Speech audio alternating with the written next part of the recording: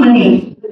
আমি চাই সেই আশ্বাস দিয়ে আগামী নির্বাচনে আপনারা জয়ী হন ইনশাআল্লাহ, এবং আমাদের সন্তানদের হত্যার বিচারটুকু করবেন।